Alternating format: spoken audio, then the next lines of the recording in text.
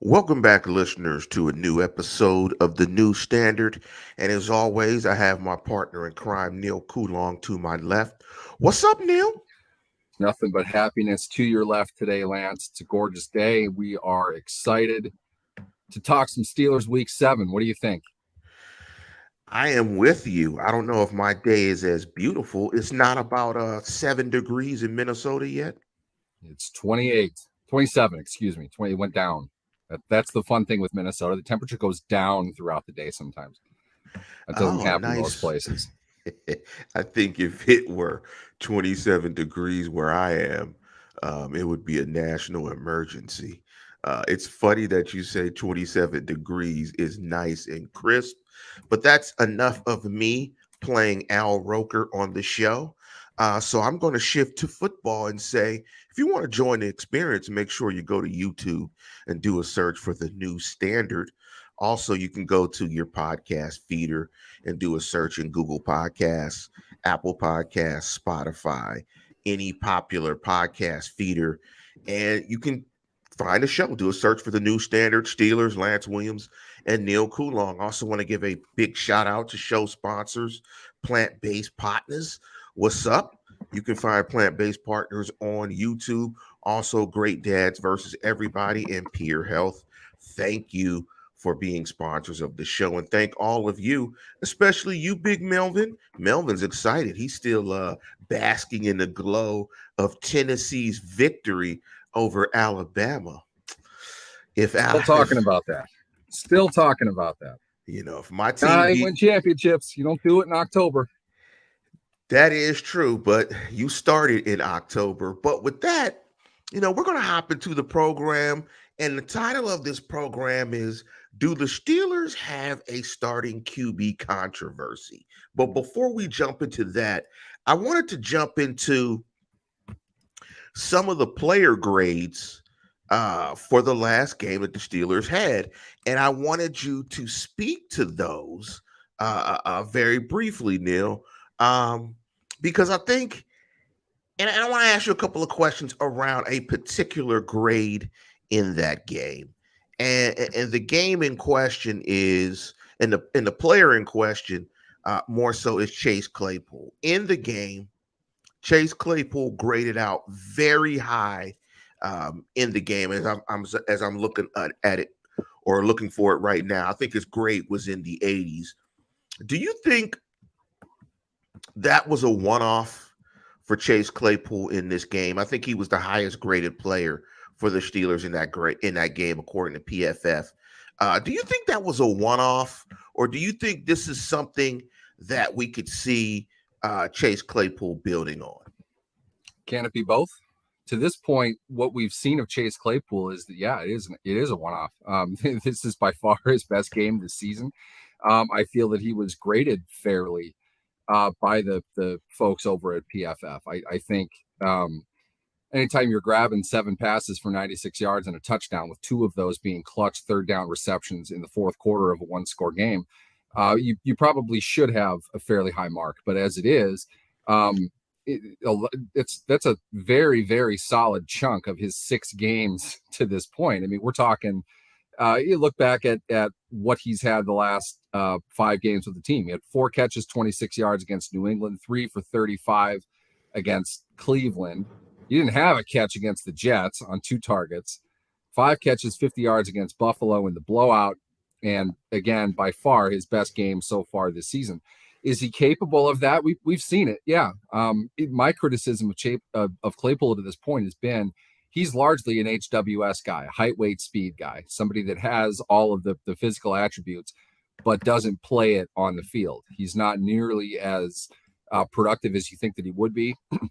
But I'll make the argument that, between 2 quarterbacks on Sunday, he caught 7 balls on 7 targets, 6 of them for first downs. He got a 26-yard pass. That was on a third down, 13.7 per catch. That's a man game. He came to play. Now, is the criticism a factor in that? Is it something that he's taken upon himself to correct? I hope so. For his sake, I hope so, because frankly, that wasn't just the best game of his season. That was the best game of his last 30 games. I mean, he's been largely a non-factor for the better part of the last season and a half for the Steelers. So if he's putting that together, that's great. I think he is capable of doing it. He's got technical issues, in my opinion, as a receiver, things that he needs to get better at. But at the end of the day, it's about getting down the field and catching the ball. And he did that Sunday. And his grade for the game, excuse me, listeners, was 86.7, his overall offensive Just great. grade. His pass catching grade was 89. I suspect that grade of 86.7 was probably top 5 in wide receivers across the league for week 6. Another grade that hopped out to me is Mitch Trubisky in the game, graded out at 78.8, which I thought was a solid grade. James Daniels graded out at 71.0.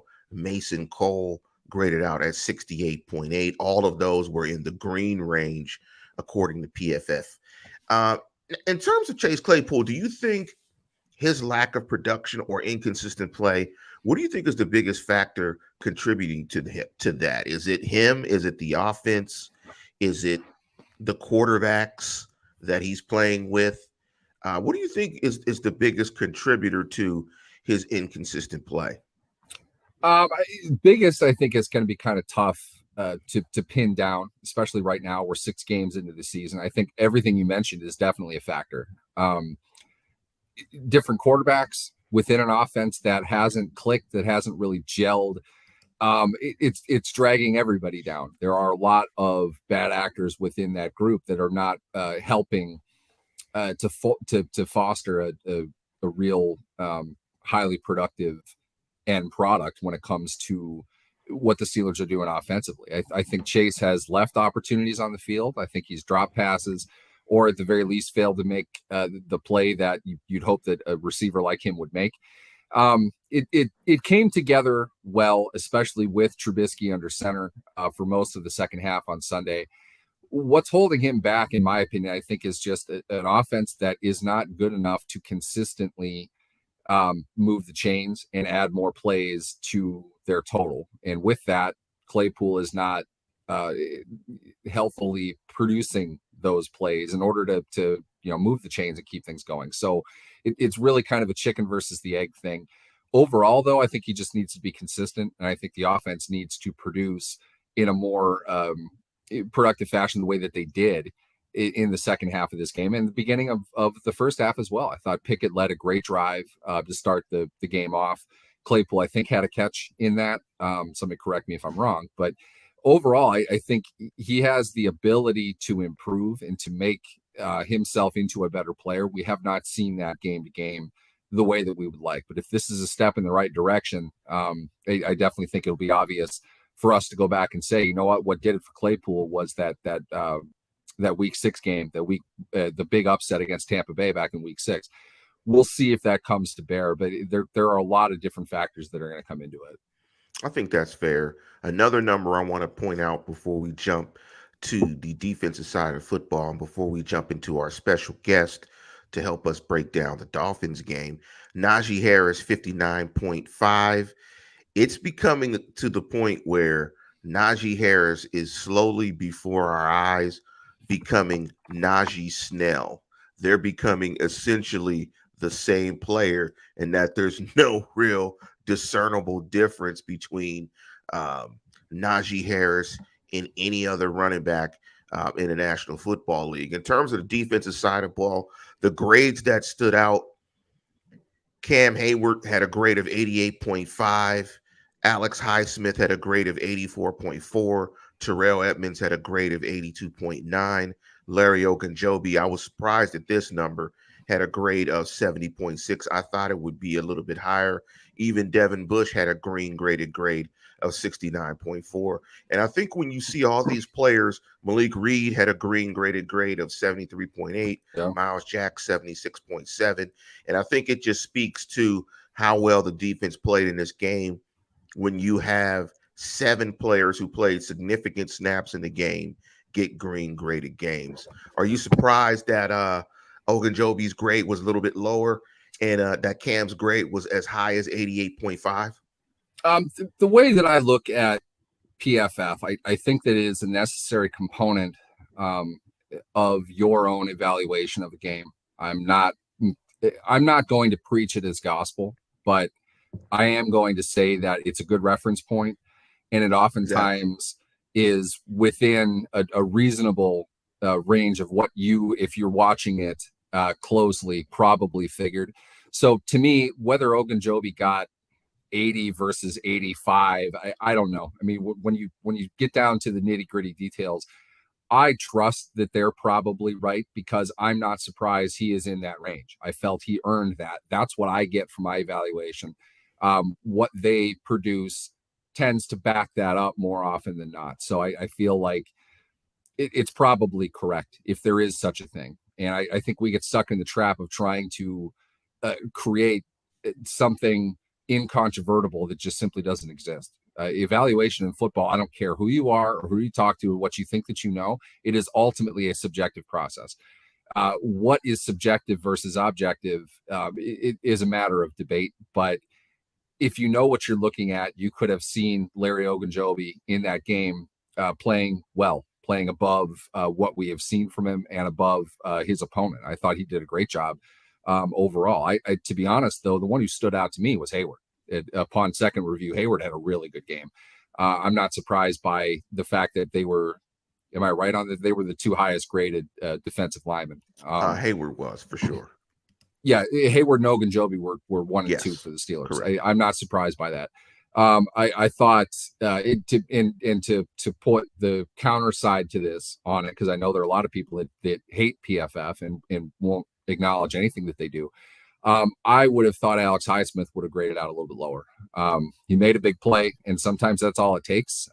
In a way, as a defensive player, if you make one big play a game, you're in a Pro Bowl, regardless of what you do for most of the rest of it. He made a big play, and maybe that propelled him to that. I thought he got eaten up quite a bit against, maybe the best left tackle in football, Tristan Wirfs. So overall, I felt Highsmith probably would have been the one I would have guessed would have scored a little bit lower. Terrell Edmonds, I thought, was about right on. Good game, good solid game from him. His best game this season, and absolutely at a time the team needed him. It's going to be interesting what they do with Terrell Edmonds. He's played very good football this year, and we see the impact it has on their defense when he does not play. But I want to switch reels real quick and bring in our special guest of DolphinsWire. Welcome to the show. And correct me if I'm wrong, Mike Masala. Am I pronouncing your last name correctly? That's perfect. I appreciate the extra work that you put in for that. Neil, do the honors, please. I will. This is Mike Masala, as I was going to say. I know that that is the correct way you pronounce his name, and as somebody that usually has his name mispronounced, I always make the point to make sure all of our names are pronounced correctly. It's not Lance Williams, as much as we want to call him that. But Mike is our Dolphins Wire editor. He's done a fantastic job for us since last season, covering one of the rising teams in the NFL. There's been a bunch of news in any variety with the Dolphins. They've been one of the most active transactional teams. They've got plenty of controversy, as we know, spilling over as recently as last week, certainly in the offseason. We're going to get into the coaching stuff that happened this offseason here in a little bit. But a great team to cover, and we're super excited to have brought Mike into that role. He's done a great job. Thanks for joining us, Mike. Yeah, no problem. I really appreciate you guys having me. It's gonna be a fun week this week. A lot to talk about. Definitely. Let's. Do you want me to dive in, Lance? Yeah, go ahead and dive into it, Neil. Let's do that. There are, as you just alluded to, Mike, there are a lot of storylines in this game. Let's just get the broadest one out of the way here first, just because I think this is sort of the combination of the most familiar and the hottest kind of off the field topic. But Brian Flores. What was the feeling from Dolphins fans when he was fired? And do you get any sense that his position with the Steelers now gives him any kind of tactical advantage in terms of internal insight on the Dolphins? Yeah, the whole Brian Flores situation was one of the most polarizing events that we saw happen in recent memory. And you had half the fan base who was really shocked and really confused as to why Brian Flores was initially let go. And then you had the other half who was just ready to move on, wanted to see some playoff wins, and wanted more success than he was already getting despite having 2 winning seasons. How it's played out has been a little bit different. We've had a lot of the narrative come from the ownership level and the team level of a lot of negative things said about Brian Flores, and obviously they've gone back and forth with their lawsuit and the claims that Brian Flores has made about what was asked of him during his first season in Miami and then throughout his tenure there, and the dealings with Tom Brady, everything that came down from that. I think fans, for the most part, sided with the team. You did have a few people who saw this guy who was an up-and-coming coach and seems to get the most out of his players, whether the players really liked it or not. From the inside perspective, it doesn't seem like everybody loved him, having him there, and he's a hard coach to play for. He came from that Belichick tree, that tough love, that yelling and doing whatever you can to get the most out of your guys. That's the tree he came from, and that's what he used in Miami. So I think it was a big loss, and having him in Pittsburgh does give the Steelers a bit of an advantage this week. Obviously, despite the coaching change, Miami decided to keep Josh Boyer, the defensive coordinator, in Miami. He's using that same scheme that he was using last year. It hasn't been nearly as effective. Part of that is because of injuries. They haven't had Byron Jones. They've had a couple other players go down, and part of that is because you lose familiarity with a guy like Brian Flores, who's a well-respected defensive mind. You lose Gerald Alexander, who's also been doing some consulting. You lose these guys, and you're just not able to play at the same level. But the base parts of this defense is the same, and Brian Flores knows that, and he's bringing that to Pittsburgh for this matchup. I wanted to jump into another question, a controversial topic that has hit the Miami Dolphins this year was the handling of Tua's injury, because it seems like to me, in this game, one of your basic narratives or strategies on the defensive side of football is just simply put hits on Tua. I mean, you have a player who's dealt with concussions over the last few weeks. What was the fan base's opinion in terms of how the Dolphins managed that situation? Do they think they got it right? And how comfortable does the fan base feel about Tua moving forward and playing, knowing that another concussion could possibly derail the entire season? The fan base, I think, in their own right, was okay with the way the Dolphins handled it. I think the national media and those specifically with the injury background or the medical background, they were more concerned than the fan base was. Obviously, anytime you see an injury like that, it is terrifying. I found it hard to go back and actually watch the game with an analytical perspective, seeing that hit on that field, that fencing reaction. It was tough to watch. But I think from what fans are saying is they think that they followed the letter of the law, and that's what the team is saying. They followed the steps. The league has said, yeah, they followed the steps, but the steps weren't necessarily the right steps. And I think that's stems from the league's problem, and they've obviously fixed that. We've seen an overcorrection in the last few weeks. I know you guys have had Kenny Pickett go out last week with the concussion protocol of his own. Teddy Bridgewater was taken out without a concussion, but was in the protocol and wasn't able to practice all last week. So I think the fans aren't necessarily upset with the team, but they are worried about Tua. I mean, you've seen 4 weeks now where there's been an injury to the quarterback position.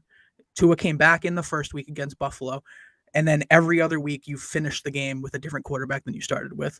So they know how important Tua is, and that's a big change from what we saw last season where half the fan base was really trying to get rid of him already, and that's a decision that will have to be made at the end of this season or coming into the following.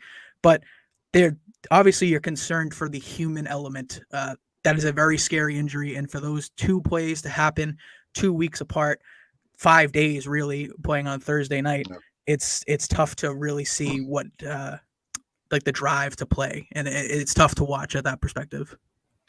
Yeah, five days in between, but it was also like 20 snaps, wasn't it? I mean, yeah, it's not as if it's.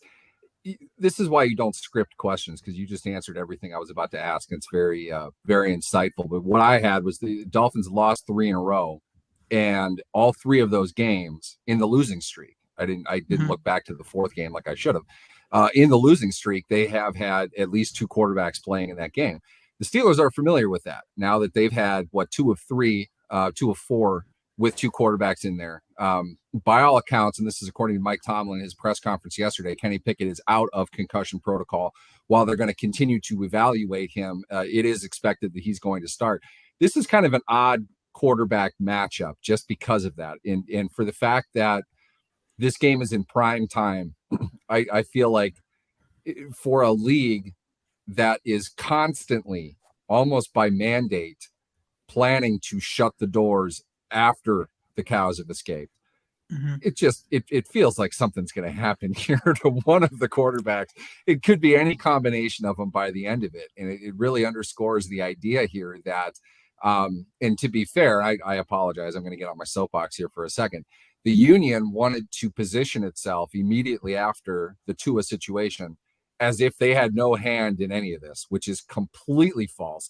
They signed off on all of this up to and including the fact that they basically spin all of this in a way that fans knowingly act as if the concussion protocol means he has a concussion. It's not what it means at all. You can't diagnose a concussion on the field immediately after a hit.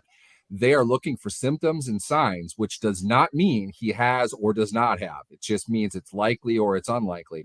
When the player is cleared, it's because they pass a barrage of tests. They're not showing physical ailments, but those ailments can show up a week or two later. So in Tua's case, he had some time off. He's absolutely not safe in any way. It's not a safe game. He's not going to be, but at the same time, Pickett isn't either. You might recall, Mike, and Lance, you as well. Both of them, the latest injury that they had was when they were pushed to the ground, their head snapped back and hit the ground. It wasn't on a helmet-to-helmet shot because no one was flagged for any of the three hits here that were in question. Getting back to the point, though, do you feel Tua's return has to mean something to a team that's lost 3 games in a row? They're playing at home in prime time.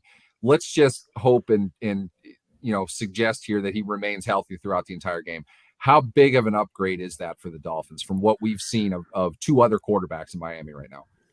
Yeah, I mean, it feels like the biggest upgrade they could get right now because Tua, through those first 3.5 weeks, looked really solid. He looked like a quarterback who was ascending. He fit the system, and this is exactly what Mike McDaniel was brought here to do. They put weapons around him. They brought in an offensive line that was improved. Everything was kind of clicking at the right time. And to then lose him and then to go to Teddy Bridgewater and then pretty much immediately to Skylar Thompson and then to lose Skylar Thompson again back to Teddy Bridgewater, it's been a bit of a roller coaster. So to have a stable presence in there like Tua, a guy who's able to get the ball into some tighter windows, get the ball accurately to his receivers in space, let them make the plays, let them be the playmakers that they are. Because let's face it, you have Tyreek Hill, you have Jalen Waddle, you get the ball in their hands within 4 or 5 yards of the line of scrimmage, they can do anything that they want with that ball. They can bring it 75 yards. We've already seen that this year. You can get guys in space, Chase Edmonds, Raheem Mostert. You can do a lot more than you can with Teddy Bridgewater, who this past week played basically without practicing with his team for the whole week, or Skylar Thompson, a 7th-round rookie out of Kansas State. Like, you can get more from them. And Tua, on top of that, this is his first year as a captain, and he's really made it known, and the players and the coaches have told everybody how much that his presence means to this team. And if they're going to make it as far as they want to make it, Tua has to be there. And I think this is if he can stay healthy, like we talked about, this is a great step for them and getting back and righting that ship, because this doesn't feel like a 3-3 team. Especially after the way that they started the season. I think they've just had a string of bad luck, but that's not the only part of it. It's getting Tua back will definitely help a lot of the procedures. This game is very interesting because I try to look at things from a narrative perspective. I think one of the things from the Steelers' standpoint defensively, you want to hit Tua, and obviously you need to keep Waddle and Tyreek Hill in front of you, and you need to tackle well.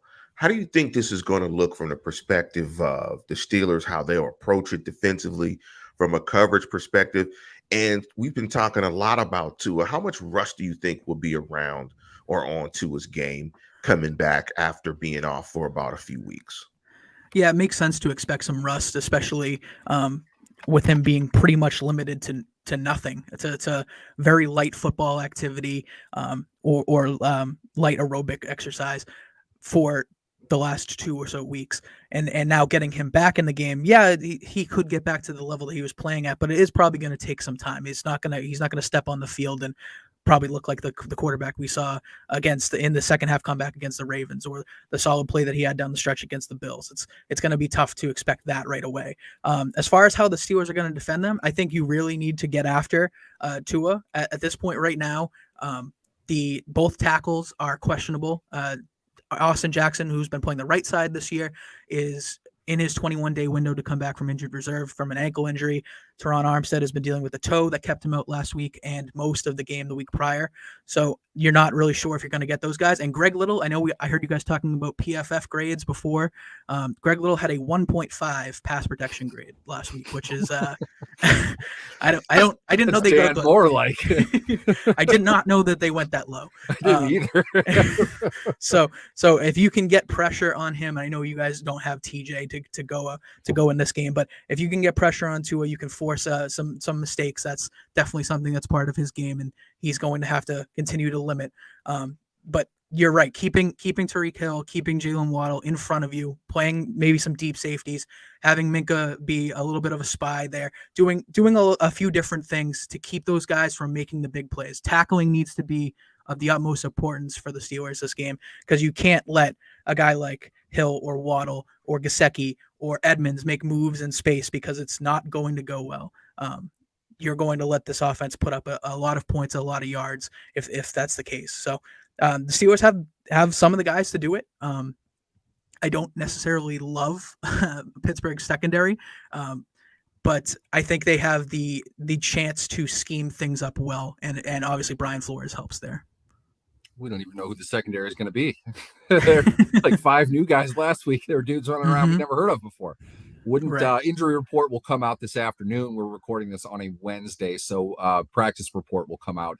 We'll get a better idea of what Pittsburgh will have to deal with in their secondary. And of course, you brought up Minka Fitzpatrick. The only recipient for the Steelers of a trade for a first-round draft pick in at least 22 years. I forget how far back that goes now.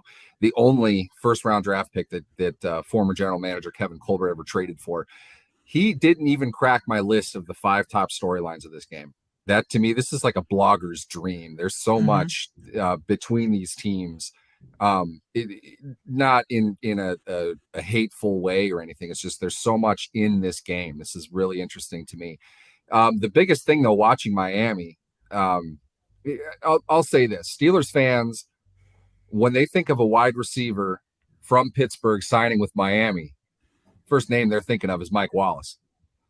Obviously, any receiver signing with the Dolphins is going to be compared to the disaster that was Mike Wallace and the cliff that his career fell off after he left Pittsburgh. They're big on pointing that out as quickly as they can. But for whatever it is that they might have lost with Mike Wallace, they gained with Tyreek Hill. And I know that there are people in the listening audience that have and should rip me pretty good for what I said Hill's impact was going to be in Miami when he got outside of Kansas City. He's a better player in Miami. They've made him better. And we're looking at legitimately right now, he's on pace with 3 different quarterbacks he's played with this year. He's on pace right now for a at least top 10 all-time individual receiver season. He has 50 catches and 701 yards in 6 games. And he had something called Skylar Thompson throwing him the ball for some of that time. It's remarkable what he's done. Do you feel, considering, we don't know exactly right now, but it's a safe bet that Pittsburgh secondary is not going to have made massive leaps and bounds from 1 week ago, 2 weeks ago. Do you feel this is another big game for Hill? Oh yeah. I mean, everything that Tyreek Hill's done, and I'm with you. It's fair to question what Tyreek Hill was going to be when he arrived in Miami. We all did it. Obviously playing with Patrick Mahomes and Alex Smith for the first parts of your career, like it's a bit of a step back, because we had not seen Tua be the level of quarterback that he was in the first 3 games. We had not seen that prior.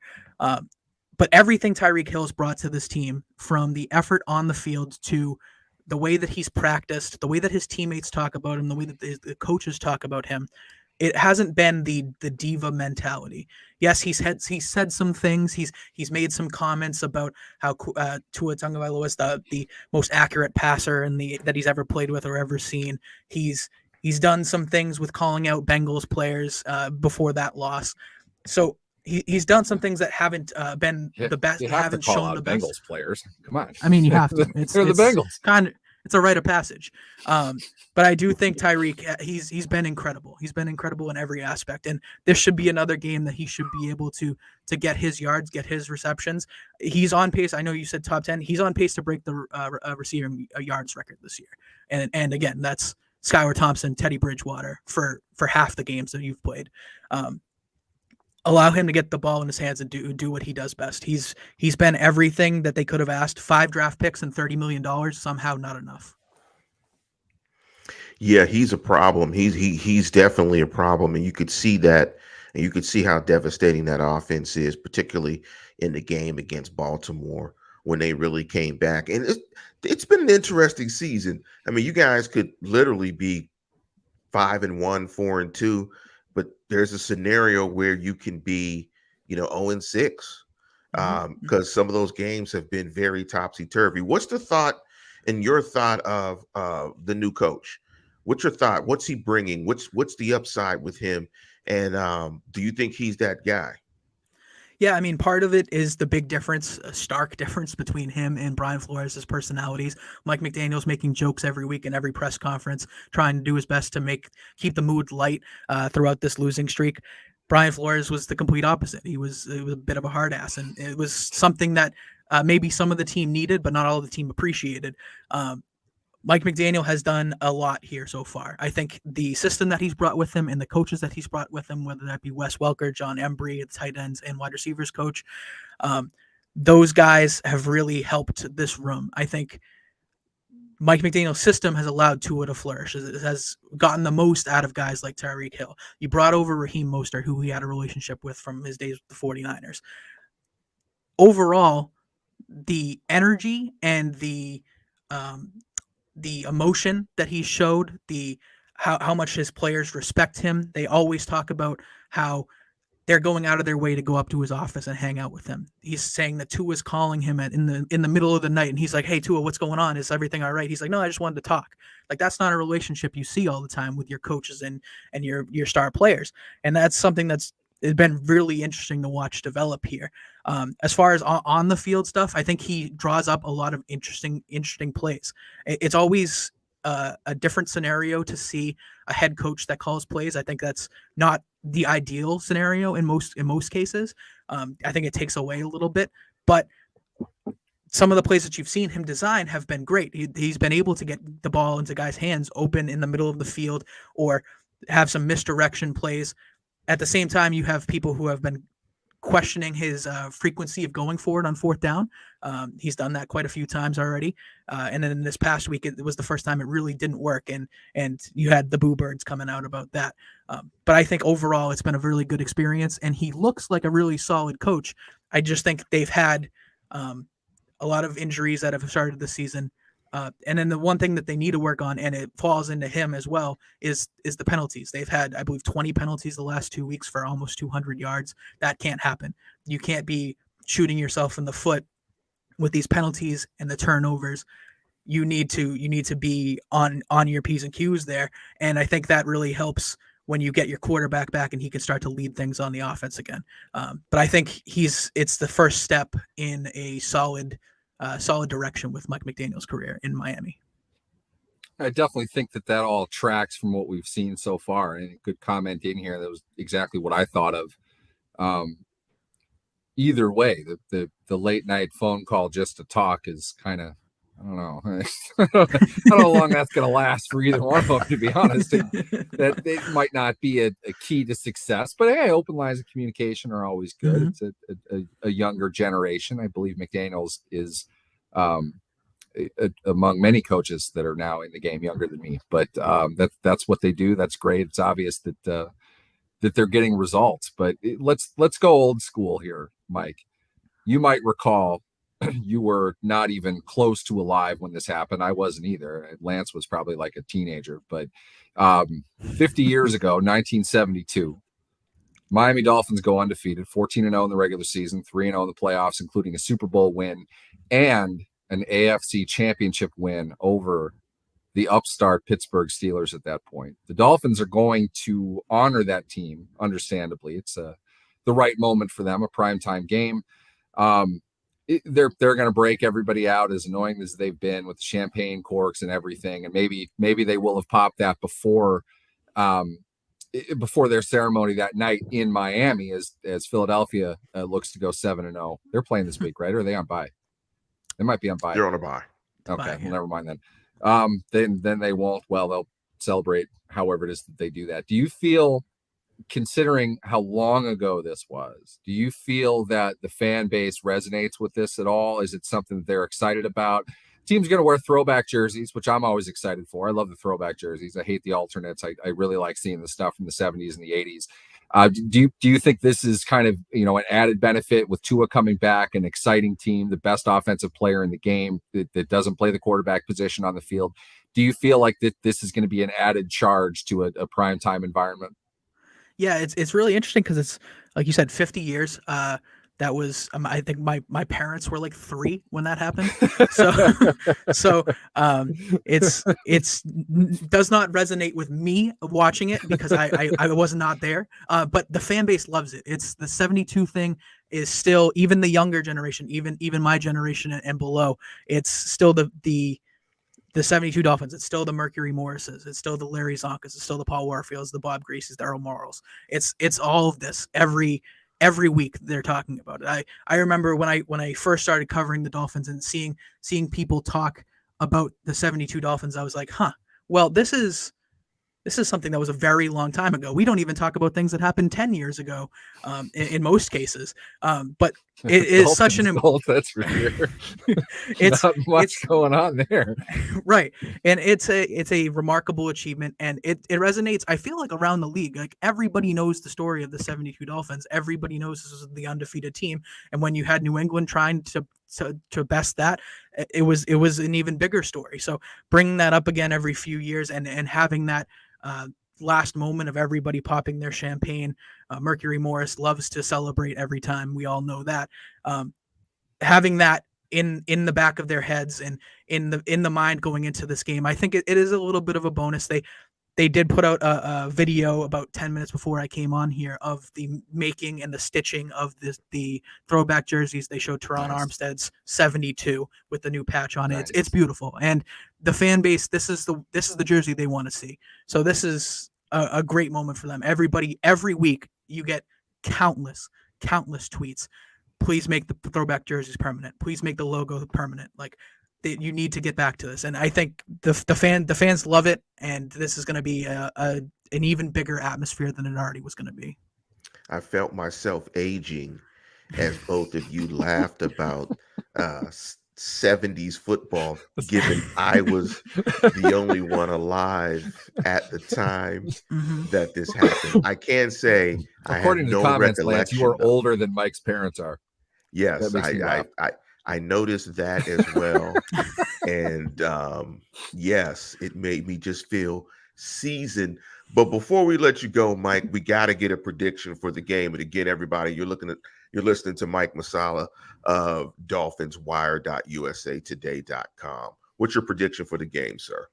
Yeah, I think if you have Tua back in and that's the way that they're planning on going. Mike McDaniel said yesterday that they're acting as if he's going to be the starter, and they're being very careful with that. But I think if you have him back, obviously a lot of it depends on the other health of your tackles. I think the Dolphins should end up winning this game. It should be a very close game. I think both teams score probably in the mid-20s. Like, I would say probably a 27-24 game makes a lot of sense to me. I'm just really excited to see these two historic and semi-historic franchises on a big stage with some great moments and having these narratives. The like you said, Minka Fitzpatrick is not being talked about, and that was a huge trade just a few years ago. And if it wasn't for the bringing in of Javon Holland last year, I think it would have been an even bigger story. But I think we're in for a great matchup, and I think Miami can pull this out with probably a 3-point victory. Steelers Thank you, looking to Mike, for cover joining again. us. No problem, Thanks, guys. Mike. I appreciate you guys having me. It's been a blast. Anytime you guys want me, I'm here for you. For sure. For that completely improbable playoff matchup, you'll be the first one we call. Perfect. Sounds good, guys. Thanks, Mike. Do you want to do your predictions, Neil, or do you want to jump into some other topics? I'll give my prediction, but I wanted to ask you a question that came up from that. The Tyreek Hill is just too much. I mean, that dude's a beast. He's doing it at all levels. He's doing it on any pass that's thrown to him. He's maybe the most impressive player I've seen so far this season. I don't know how the Steelers. Yeah, the alien. Yeah, exactly. I don't see how the Steelers are going to be able to contain him just because, well, frankly, nobody has contained him at all. 50 catches in 6 games with junk at the quarterback positions. Okay. Their starter isn't even among like the best in the game, and their backups aren't better for sure. For him to be doing what he's doing, it's all fields, all routes everywhere. I don't see the Steelers stopping that. They're a big play waiting to happen, and this isn't a team that's Steelers aren't going to be capable of running with a team like that, I don't think. I like the Dolphins 27-20 in this. That might even be closer than it probably should be. I'm going to surprise you with my prediction because I thought it was great that Mike brought out and talked about Greg Little. I'm looking at Greg Little's grade. His overall grade actually for the game was 25.1, but it has to be a PFF low of 1.5 in terms of a pass. Obviously can't grade. get much worse than that. I mean, that's Jesus. You can't get you worse surrender than pressure that. on every snap. That's hard. I think the issue with the Steelers and predicting these games is that the Steelers don't score a lot of points. So it's very hard to predict that the Steelers are going to win games because they don't score a lot. No, I mean, when when he said 24 points in my head, I said, man, can they score 24? Like, every guest that we have estimates it high. They're being nice to the audience. Nobody was thinking the Pittsburgh Steelers this year are scoring more than 20 points a game. Nobody's seeing that. So I'm thinking that the Steelers can get after the Dolphins offensive line, get after a quarterback that has not played in the last couple of weeks. I think the Brian Flores effect will be in full display in this particular game, given his familiarity with Tua, with the Dolphins personnel. I think the Steelers coaching staff, especially on the defensive side of ball, does another great, fantastic job this week. And I like the Steelers to win a very close game on the road in Miami, 21-20. Because I don't think the Steelers can score 24 points. So I'm picking the Steelers to win this game 21-20. One of the scores comes off of not a turnover, but it puts them in position to score on a short field with a strip sack. Highsmith gets a strip sack, continues to lead the National Football League in sacks. Kudos to him. Steelers go down to Miami and avenge the 72 team that lost to Miami in the divisional round. And the Steelers go to Miami and win this game 21-20. That's ballsy. I'll say this. Miami is a pretty poor special teams unit. If Pittsburgh is going to win this game, it's going to be on the strength of what has kind of propelled all of their upsets as of late. They're going to have to make a big play on special teams. They're going to have to get the ball and or score somehow or other. They're going to have to take this game off of serve, if you will. And special teams is a key way to do that. Their special teams has done well with that. I think it was a key part of their win against Tampa Bay. If they're going to win, they're going to have to make a play on special teams. Our boy Steven Sims looks up to the task. I thought he did a great job in the return game Sunday. We'll see if it happens. Never say never. Certainly not in this league and certainly not this year. But Miami, step for step, is a better team that hasn't stopped Pittsburgh from winning games as of late, though. You big Mercury Morris guy, Lance? Yes. I think I'm one of the few people outside of like hardcore old Dolphins fans that actually likes the champagne popping thing. I do. I like it. I think it's great. It's such I it's like such it. a great troll move. People get so pissed off about it. You know why I like it I love the particularly, fact he Neil? does it.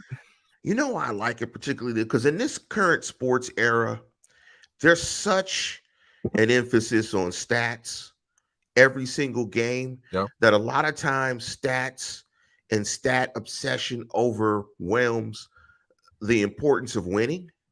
And I think that the undefeated season reemphasizes that winning is paramount. That's what you're doing it for. You're not doing it to get 31, 14, 8, 5, 5, 5, 6, and 7 steals or whatever. Like It's you're obvious doing that it to win the basketball game. season has started. You know, you're doing it to win the game. I mean, so and I love that it celebrates winning and just how hard winning is. And I think sometimes that gets forgotten because I think the way it's presented sometimes is that fans can take away positivity at all times because you can emphasize some stat. You can lose the game, but Sports Center could talk about a guy throwing 7 touchdowns and how the game was historic. And by the time they finish reporting on the game, you forget that your team lost. Yep. Yep, and that's a great way to put it, as far as the culture in general, because you always get the well actually crowd when stats aren't up to what they want on their fantasy teams, probably more than anything else. And football is, I think anyway, the least, what do you want to say? The correlation between stats and winning and success in sports is obvious. Okay, we know that it exists. But there is a gap in certain sports. I think stats play very much into other sports more so than they do football, just because football is more of the mid-distance race. When you run an 800-meter race, you're kind of both sprinting and doing the endurance thing, and you do it at different times. You kind of, you're running to kind of keep pace with people until the end. If you're the best sprinter after 600 meters, you can overtake everybody else who's there. Your split of the first lap that you run in that race is not going to be very good if that's your style. And I think that's a close equivalent to how football can be played. And this is the value of the quarterback position. Nobody here has any questions at all of what I feel about Mitch Trubisky as a quarterback in the NFL. You know who played probably the best late game 2 possessions in the NFL last week? Mitch Trubisky. The Steelers needed him to be at his best at that time, and he stepped up and did it. Now, he was 9 for 12, 144 yards, touchdown, no interceptions, recovered an impossible fumble to recover. Keep in mind, Mason Cole almost became goat of the week for that. All right, was it Cole at that point, or was it Woodbury's own J.C. Hassenauer? I forget, but bad snap, almost a complete disaster, and that would have swung the game easily. Trubisky makes that play.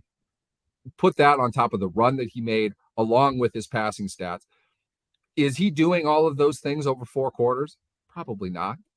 But at the end of it, when the game is on the line, they're trying to milk a 2-point lead and ice the game. He stepped up and played his absolute best he's played this season, without question. It's not even close. Those are his 12 best throws, his best run, his best leadership was on display for that. So to me, his stats, while they were impressive, they don't fully explain to somebody that's just looking at a box score how important he was in that game. And he had good stats. I still don't think that tells the whole story.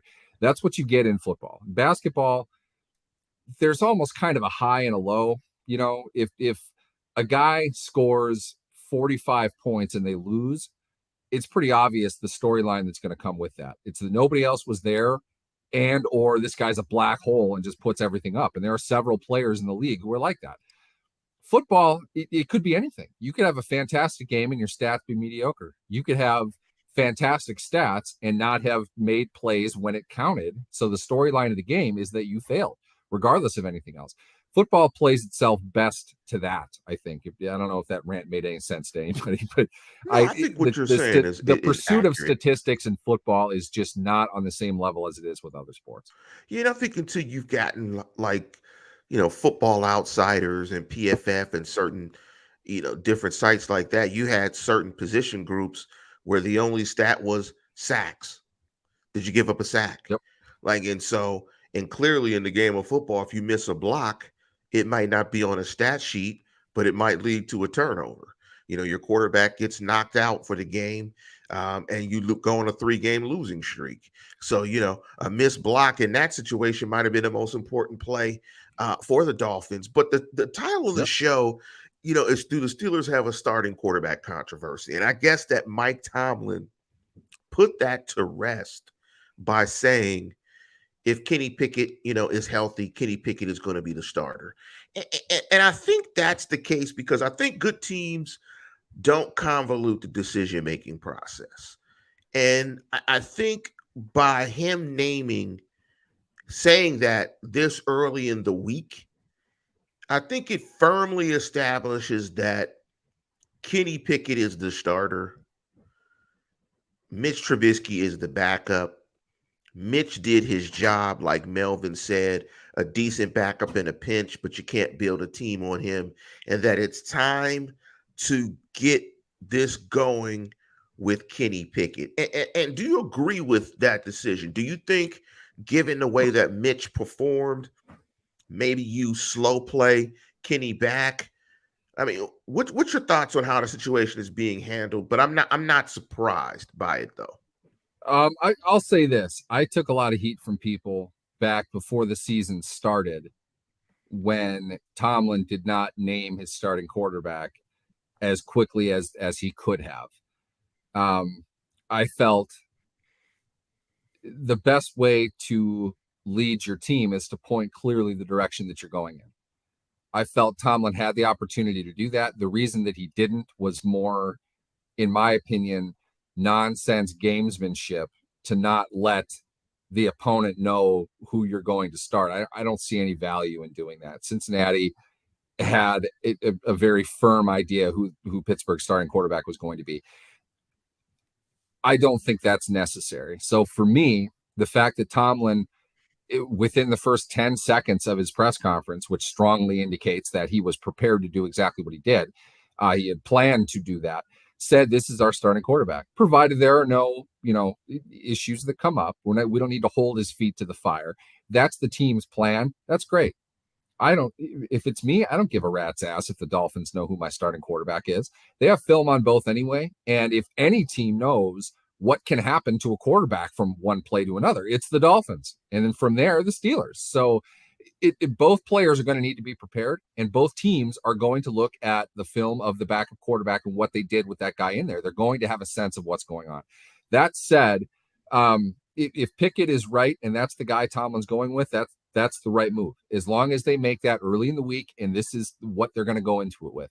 That to me is a decision that looks very immediate. It looks very quick. And it's one that I'm sure they agonized over from 5 minutes after the game Sunday through to Tuesday at noon Eastern for their press conference. They make that look far more simple than I'm sure that it is, because frankly, Trubisky looked damn good. I was really impressed with the effort that he put forward in that game. And I wonder, and this is where the controversy part comes in, I wonder how much of that was Mitch Trubisky basically saying, look, I don't think I should have been benched. I was doing exactly what you told me to do, and then you benched me. If I'm coming in here now, I'm playing to get film down so I can go get a job next year because there's no way you're keeping me. Absolutely. I need to put better film out, so I'm going to do this my way. And the reason I say that is not to create that controversy.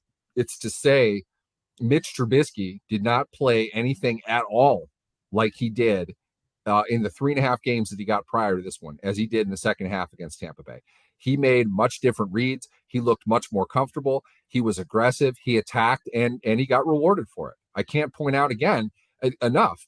That was a terrible snap, whether it was Cole or Hassenauer, for Trubisky to get back and race a much better athlete to get to that ball. That means something to me. That should have a lot of value, because it's not as if Najee Harris was going to get to it. Trubisky was the only guy in the field that was going to be able to. And that's not a knock against Pickett. It's just saying he put that out there because he needs to show he is capable of playing at the NFL. And frankly, from what I saw, just in those 12 throws that he made, the couple runs that he had, the decisions that he made, the effort that he put forward, he's going to get a job somewhere next year. And good for him for doing it, because he outplayed, I think, any of his expectations. Yeah, because I think you're absolutely right, because, and I was talking to my brother about this, being the 37th, 36th best quarterback in the National Football League is very lucrative. And, he's at a point where, he played like, I've got to put some good film out there. It's very interesting that you said that, because he played loose. He played loose and fast. And it's interesting that you brought up I think he played F you, Matt Canada. I'm gonna put the ball where I want to put the ball. We know that. I'm sorry to interrupt you. I just want to get this last point in. We know that because this is not what happened in any of their other close games. They didn't do it against New England. And Pickett didn't do it against the Jets, except for the one that he turned over. They didn't go for anything. They wanted to let their defense, eat in the situation when it was 3rd and 11 against New England. They didn't do anything. Mitch took it upon himself to put the game on his back, and he made a huge throw. Claypool made a huge catch, and they did that twice. Good for them. That's frankly what they probably should be doing more often than they are. The interesting thing you said also too about Mitch being benched was, and I want to read this headline from the Post-Gazette and just show how tricky headlines can be if they're written in this way and what that does. The Post-Gazette tweeted out earlier this week that Mitch Trubisky was benched against the Jets following a locker room confrontation at halftime with receiver Diante Johnson. Multiple sources have told the Post-Gazette.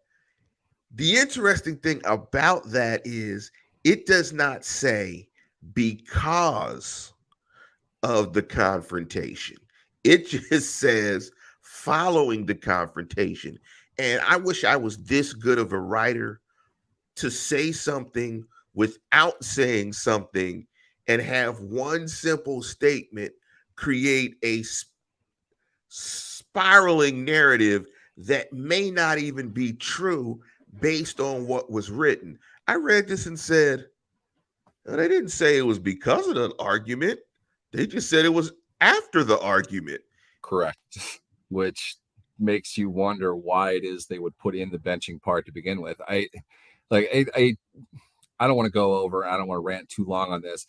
It is a very interesting topic, and I can assure you there are very experienced, very intelligent people who are behind making those decisions. But the bottom line is there's nothing at all that ties the benching of Mitch Trubisky to a spat in the locker room allegedly between Diante Johnson and Mitch Trubisky.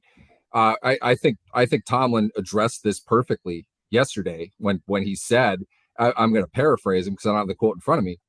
He said basically, if it did happen, that happens, and it shows that they want to win. If it didn't, it probably should have, because we need more fire.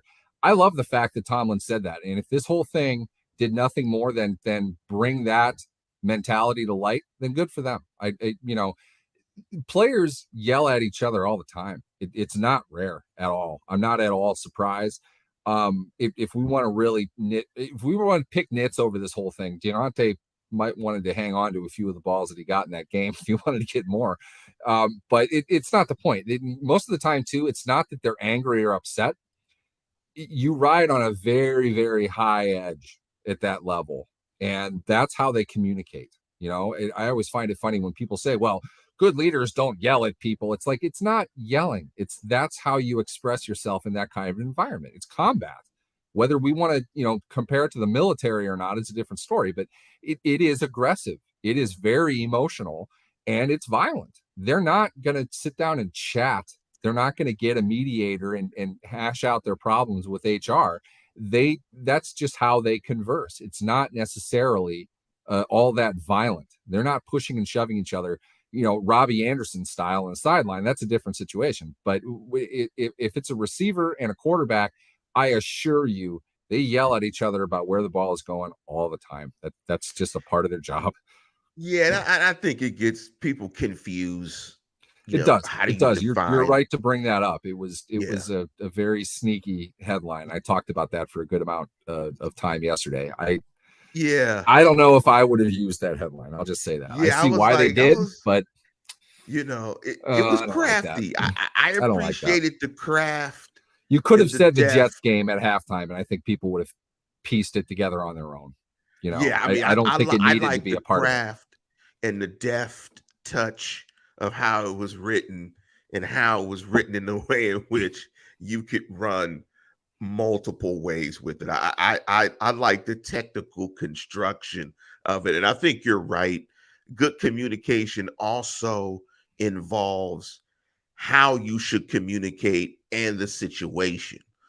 It's hard to communicate a point in that type of environment in ways in which you may not have to yell. So, like, you may Yeah. have to emphasize it's a violent, it's a fast, it's physical, it's emotional, and you're going to have to cater your communication to that to get your point across.